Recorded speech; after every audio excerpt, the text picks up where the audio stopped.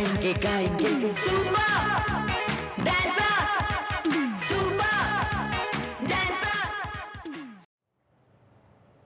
नमस्कार, हमारी इस खास पेशकश में आपका स्वागत है। आपके साथ मैं हूं गीता जोशी। आज बात उस कलाकार की जिसने हिंदी फिल्मों में काम किया, बांग्ला फिल्मों में काम किया, जिसने भोजपुरी फिल्मों, उड़िया फिल्मों में भी काम किया, तमिल, तेलुगु और पंजाबी फिल्मों तक में भी काम किया। पहले उसके अभिनय की तारीफ हुई, फिर उसके डांस की तारीफ हुई। उसे रूस में भारत के सबसे लोकप्रिय अभिनेता के तौर पर पहचाना गया। हम बात कर रहे हैं मिथुन चक्रवर्ती की। 70 के दशक में जब बंगाल के नौजवानों को नक्सल क्रांति लुभा रही थी, तो मिथुन भी उस धारा में शामिल हुए थे और अपनी पहली फिल्म मृग्या में भी उनकी भूमिका इससे मिलती जुलती थी, जिसके लिए उन्हें राष्ट्रीय पुरस्कार से भी सम्मानित किया गया। आज उसी मिथुन चक्रवर्ती को फिल्मों का सबसे प्रतिष्ठित दादा साहेब फाल्के पुरस्कार देने की घोषणा हुई है।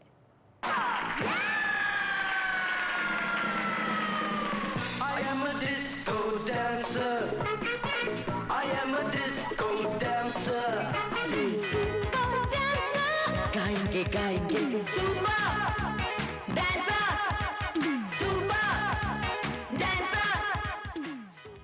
ये थिरकता हुआ सफर अब दादा साहेब फाल्के सम्मान तक चला आया है। नाचेंगे नाचेंगे गाएंगे गाएंगे। और हैरान है मिथुन चक्रवर्ती। 74 साल की उम्र के पहले के वो सारे मोड़ याद आ रहे हैं जब जिंदगी ने उन्हें कभी ठोकर मारी, कभी संवारा। सर, मैं सच बोलूं कि मेरे पास कोई भाषा ही नहीं है। ना मैं हंस सकता हूं, ना मैं खुशी से रो सकता हूं। इतनी बड़ी चीज़ है, कैसे जहां से मैं आ रहा हूं कोलकाता के एक ऐसे एक ब्लाइंड लेन से, फुटपाथ से लड़के इधर आया हूँ। उस लड़के को इतना बड़ा सम्मान मैं सोच भी नहीं सकता। लिटरली मैं बागरूद हो गया। बस इतना बोल सकता हूँ, ये मैं डेडिकेट कर रहा हूँ मैं अपने फैमिली को और मेरे फैंस पूरे विश्व में जहाँ भी हैं उन सभी को। सोमवार को मिथुन चक्रवर्ती को ये सम्मान देने की घोषणा हुई। इसके पहले उन्हें इसी साल पद्मश्री मिला था।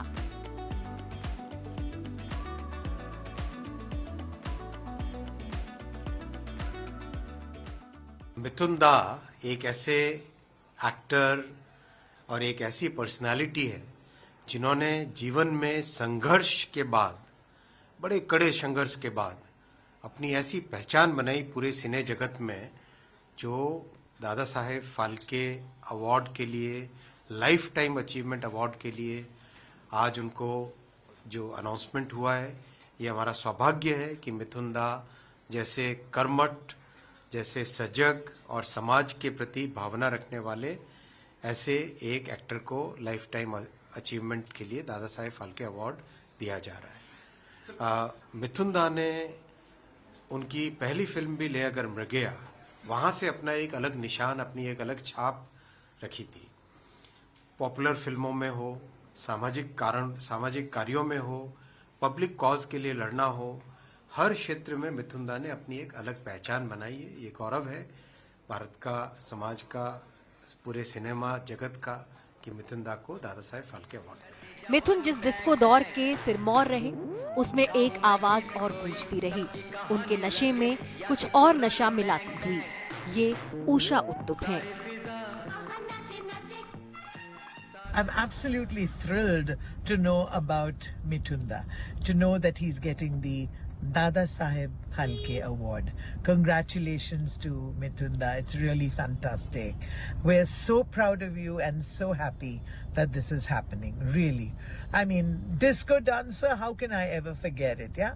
Koi yahan hai nache nache. And besides that, the other one where, I mean, you know, the fantastic Roti Ki Keemat, where I sang Dekho 36, 24, 36 आँखों से पीले, होठों से पीले. There are wonderful songs also.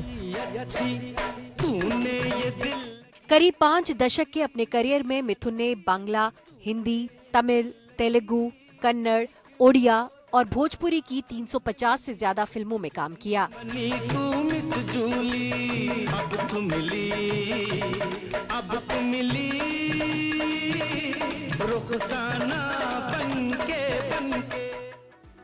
तीन राष्ट्रीय पुरस्कार जीते, 2 फिल्मफेयर पुरस्कार भी जीते।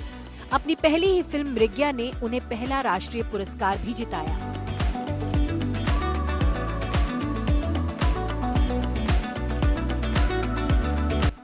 लेकिन 1979 में रिलीज हुई फिल्म सुरक्षा ने मिथुन को सुपरस्टार बना दिया। यारो मैं तो यहाँ जीता रहा सारे गम दिल के भुला के। और फिर जो हुआ वो भारतीय सिनेमा के सुनहरे पन्नों में दर्ज हो गया। प्रधानमंत्री मोदी ने उन्हें बधाई दी तो उनके दोस्त और फैंस मिथुन को मिले इस सम्मान से खुश हैं। उनका जो काम है वो हमने देखा है। उन्होंने ही देश में बहुत सारे रकम के डांसेस चालू किए हैं। जो नाइट स्टाइल है वो उनके ही किसी ना किसी डिस्को जो एक क्रांति आई थी वो उनके वजह से ही आई है कहीं ना कहीं। तो मेरे ख्याल से ये अच्छी बात है कि अगर कलकत्ता में और वेस्ट बंगाल के लिए एक प्राउड है। हमारे इधर ही पे उनका घर था जोड़ाबागान थाना के पीछे। ये तो हमारे लिए कुछ गर्व की बात है। और मैं तो चाहूँगा मिथुन दा ऐसे ही वर्क करते रहिए। और हमारे बॉलीवुड इंडस्ट्री के लेजेंडरी एक्टर है जिन्होंने बहुत सारे फिल्म ऐसे दिए जो ज़िंदगी के हमें हिस्से बताते कि कैसे जीना चाहिए। तो इसलिए बोलते हैं कि मिथुन दा चक्रवर्ती जिंदाबाद।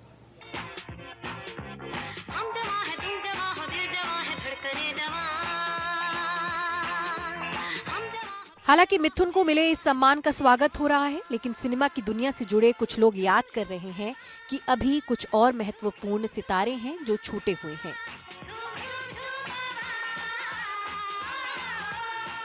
अभिनेता और नेता शत्रुघ्न सिन्हा ने अपने साथी कलाकार को बधाई तो दी, लेकिन साथ ही सवाल भी किए। अभिनेता धर्मेंद्र का नाम लेते हुए उन्होंने कहा कि भारतीय सिनेमा में ऐसे कई सितारे हैं जो इस पुरस्कार के हकदार हैं और उन पर भी सरकार की नजर पड़नी चाहिए। ये आज मिथुन चक्रवर्ती को अवार्ड मिलना हमारे लिए बंगाल के लिए film industry, Bengal film industry के लिए और सबसे ज़्यादा मैं कहूँगा भारतीय फिल्म उद्योग के लिए बहुत गर्व और गौरव का विषय है और हम बहुत बधाई देते हैं। हाँ, कुछ लोग कह सकते हैं कि शायद पॉलिटिकल रीज़न से भी दिया हो या दिया गया हो, लेकिन मैं उन बातों पे ज़्यादा रोशनी नहीं डालना चाहूँगा कि कुछ कह सकते हैं लोग कि चूँकि उन्होंने रूलिंग पार्टी का बहुत प्रचार किया, ऐसे करवाया गया, ये भी एक कारण हो सकता है। मैं नहीं कह रहा हूँ। वो अवार्ड देते हैं जो सिलेक्शन कमेटी है, जो सेलेक्ट कमेटी है, वो थोड़ा इन पे भी गौर करेगी कि अभी भी फिल्म इंडस्ट्री में ऐसे नगीने हैं, नग हैं जिनको इन चीज़ों से अभी तक अछूता रखा गया है। मैं अपनी बात नहीं कर रहा हूँ, लेकिन ज़रूर मैं जैसे धर्मेंद्र जी की बात कर रहा हूँ। आज तक धर्मेंद्र जैसा बड़ा स्टार, या कई बार तो लोगों ने कहा कि दुनिया में शायद सबसे खूबसूरत और सबसे अच्छे हैंडसम कलाकारों में से एक, हैंडसम डीड के साथ जो धर्मेंद्र ने कितनी पीढ़ियों का बड़े भाई समान है धर्मेंद्र, वो हैं। बहुत सारे और भी लोग हैं, अभी नाम गिनाने की आवश्यकता नहीं क्योंकि बधाई की घड़ी है, लेकिन मैं ये चाहूँगा कि वो लोग इसका भी ख्याल रखें, ध्यान रखें। यहाँ से भी, साउथ इंडस्ट्री से भी, कन्नड़ इंडस्ट्री से भी, तेलुगु इंडस्ट्री से भी बहुत सारे ऐसे नग और नगीने हैं। हालांकि कांग्रेस ने कहा कि इस सम्मान को लेकर राजनीति या विवाद से बचना चाहिए। बीजेपी प्रधानमंत्री मोदी को इसके लिए धन्यवाद देती नजर आई। हम नहीं चाहते कि इस तरह के पुरस्कारों के आसपास कोई हम विवाद पैदा करें। हम उन्हें हार्दिक बधाई देते हैं। मिथुन चक्रवर्ती एक बॉलीवुड में, भारतीय सिनेमा में एक युग का नाम है और आप लोग और हम लोग तो कई लोग दूर से जानते हैं मिथुन दा को, लेकिन इंडस्ट्री में मिथुन दा जितना चर्चित रहे स्क्रीन पे, जितनी बड़ी बड़ी हिट दी, जितनी अच्छी एक्टिंग करी, उतना ही ज़्यादा वो सिनेमा के कर्मियों में बहुत लोकप्रिय है। उनको दादा साहब फाल्के मिलना, मैं समझता हूँ ये बहुत ही अच्छा निर्णय है। Thanks to Modi government. Mithun का जन्म कलकत्ता में हुआ। गरीबी में बचपन बीता। नक्सलवाद से जुड़े, लेकिन इस सबको पीछे छोड़कर आज जिस मुकाम पर वो पहुंचे हैं, ये पुरस्कार उस संघर्ष का परिणाम है। Bureau report, NDTV India.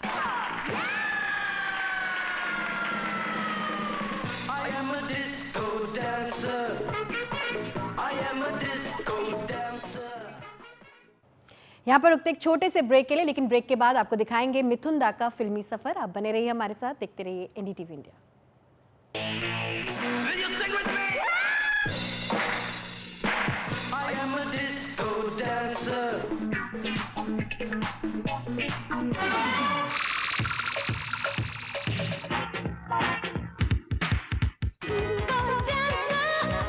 गाएंगे Zumba dancer, Zumba dancer. Will you sing with me? I am a disco dancer.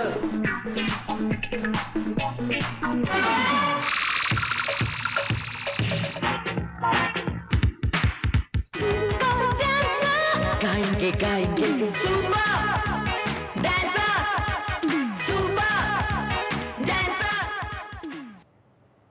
Break के बाद आपका स्वागत है। हिंदी फिल्मों की दुनिया आमतौर पर चिकने चुपड़े नायकों की दुनिया मानी जाती है। इस दुनिया में हीरो के रूप में मिथुन का आना किसी करिश्मे से कम नहीं था। बेशक उन्हें संघर्ष करना पड़ा। कई हीरोइंस ने उनके सांवले रंग के चलते उनके साथ काम करने से भी मना कर दिया था, लेकिन एक बार उनका जादू चला तो फिर उन्होंने पीछे मुड़कर नहीं देखा। उन्होंने करीब 450 फिल्मों में काम किया। जलती बुझती बिजलियां, डिस्को का समा,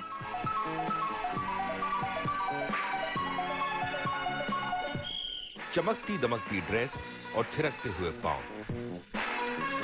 ये मिथुन चक्रवर्ती थे, जिन पर 70 और 80 के दशकों में छोटे बड़े शहरों और कस्बों के लड़के लड़कियां निसार होते रहे। इस दौर में मिथुन की चमक अलग तरह की थी।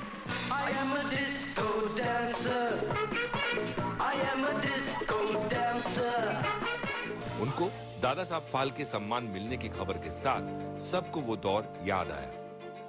मैं डिस्को डांसर मिथुन को क्यों देखा था? मैं एक फिल्म कर रहा था, तकदीर का बादशाह, यू नो, उसमें एक क्रिकेट सॉन्ग था, यू नो, क्रिकेट को जैसे सॉन्ग की फॉर्म में किया था। तो वो जो टीम थी दो, तो जब वो रन बनाना है तो इधर हीरो है, इधर हीरोइन रंजीता थी, इधर मिथुन था। तो मुझे लगा कि गाना है तो रन के भाग के जाके कोई मतलब नहीं है। तो आई टोल्ड मिथुन, एक काम करो, तो डांस करते करते जाओ, उसको बोलो डांस करते करते 2 रन में। And he danced very well. जरा मुड़के मिला आंखें, आया हूं मैं तेरे लिए, तेरे लिए, तेरे लिए। देयर वाज नो कोरियोग्राफर, कोई नहीं था वहाँ पर। मैंने इसको बोला कि म्यूजिक पे ऐसे ऐसे, तो उसने खुद ही कंपोज करके डांस किया। तो मुझे लगा ये तो बहुत बड़ा डांसर है। तो तब मुझे ख्याल आया कि इसके साथ कोई डिस्को डांसर बन सकती है। माँ के हाथ बेटे के पाँव में नहीं, सर पर होते हैं। हालांकि मिथुन के जीवन में ये रंगीनी खासे संघर्ष के बाद आई। वो बंगाल से आए थे। उन्होंने पुणे फिल्म इंस्टीट्यूट से अभिनय का कोर्स किया। अमिताभ बच्चन की 2 अनजाने और ऋषि कपूर की खेल खेल में जैसी फिल्मों में छोटे मोटे किरदार निभाए। उनके करियर का पहला बड़ा मोड़ फिल्म प्रज्ञा के रूप में आया, जिसमें उनके अभिनय की तारीफ हुई और उन्हें नेशनल अवार्ड भी मिला। अपने करियर में उन्होंने 3 नेशनल अवार्ड जीते। इसी साल उन्हें पद्म भूषण से सम्मानित किया गया और अब दादा साहब फाल्के अवार्ड। सच बोलूं कि मेरे पास कोई भाषा ही नहीं है।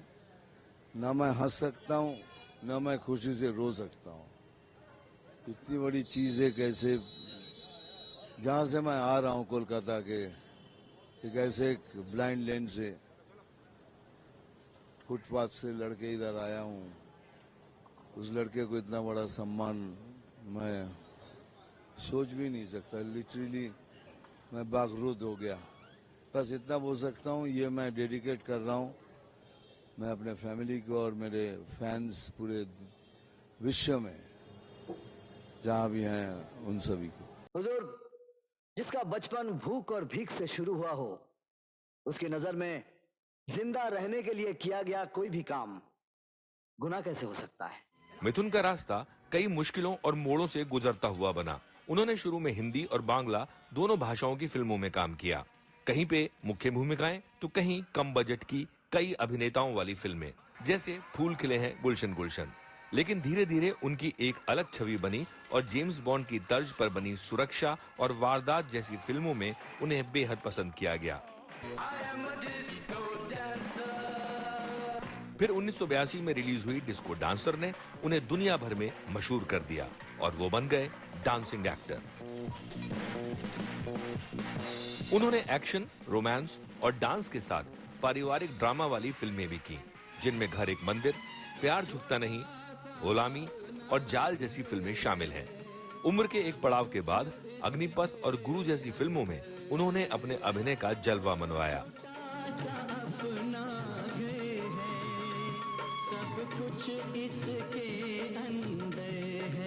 गुरु में उन्होंने रामनाथ गोयंका जैसे किरदार की भूमिका अदा की थी। फिल्म के अलावा मिथुन ने राजनीति में भी कदम रखा और राज्यसभा के सदस्य रहे। वो कई सामाजिक कार्यों में भी सक्रिय रहे हैं। मुंबई से प्रशांत सिसोदिया की रिपोर्ट।